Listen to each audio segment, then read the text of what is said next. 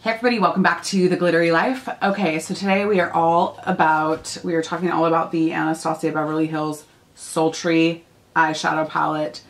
I talked about this in my holiday palettes that I recommend videos, things that I think you should check out. I think this is worth checking out. I think you get what you pay for. So I have been using this. I use this on my eye look today. And I'm kind of on the fence about it, to be honest. I mean, I think the Modern Renaissance palette was so good. I don't use it anymore. I don't know why. I mean, I just have other stuff I like better.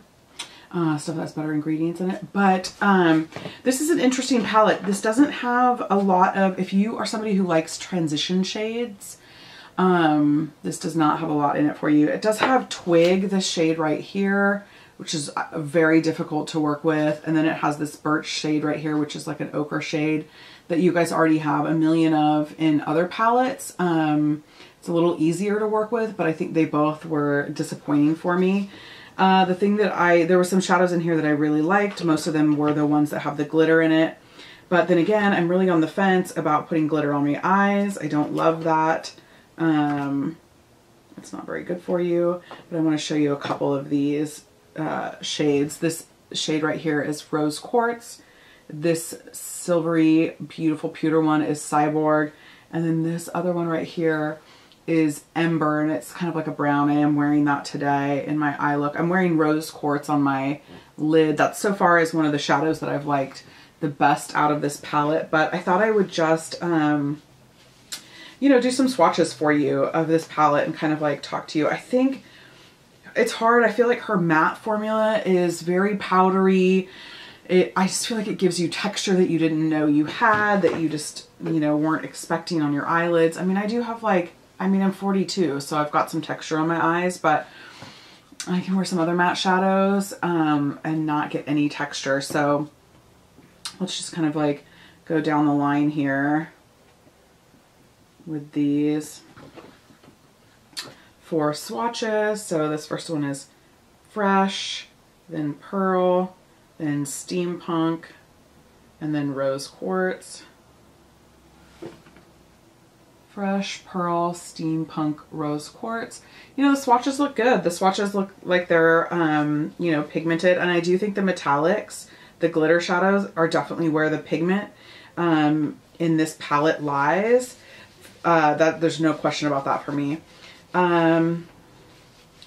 Is it the best out there?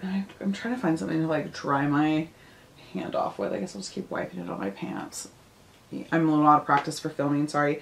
And a swatch can look really good and it still might not blend very well on your eyes, which is the case with her mattes, in my opinion. So this is Ember, Bloom, Birch, Cinder.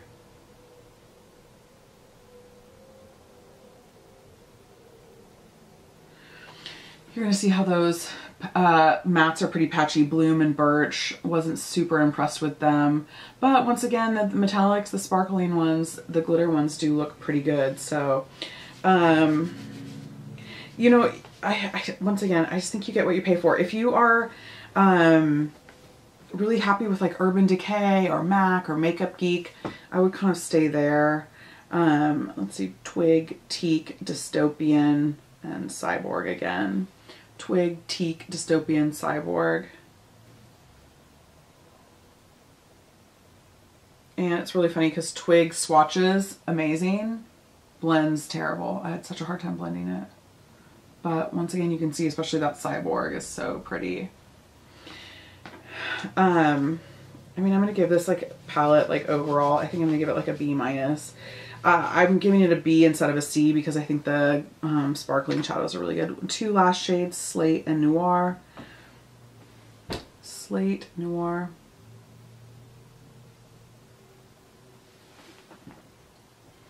So, not terrible, not great. Does anybody else feel like her palettes are starting to kind of look the same? I will say that this one I feel like has a lot more like sparkling or noticeable like sparkling shadows that I like than some of the other ones. I've swatched all of hers as they come out. I'm like very curious about them. Yeah, so I'm gonna go B- on the Sultry palette. I'm gonna go A for the packaging because I love the sparkly, even though the glitter does come off, but I love this like bronze glitter. And I'm gonna give the glitter metallic shades a solid B. But I'm sorry that the mattes like kind of drug you down on this. There is a brush in this palette that, you know, if you don't have any makeup brushes, then I would definitely utilize this. But overall, underwhelmed. I just think there's so many other palettes out there in this price point that are better. Or at least like the mattes are better. I was hoping that this would be like such a win. Like I said, I've been wearing it. I mean, I have it on today. It's fine, but in a couple hours, it's going to start creasing. Even with the Natasha Denona primer on, which is awesome, it's still going to start dusting away and creasing, and it's just kind of let down at this point in the realm of makeup. So don't hate it. If you're collecting these, I guess definitely get it. And if you're looking for something affordable that runs in sort of more of these like cool toned, some neutrals in here, but a lot of cool tones. Here you go. So that's my thoughts on the Sultry palette. Sorry if that's disappointing. Sorry if you guys are like obsessed with this. Anyway, thanks for watching. Bye.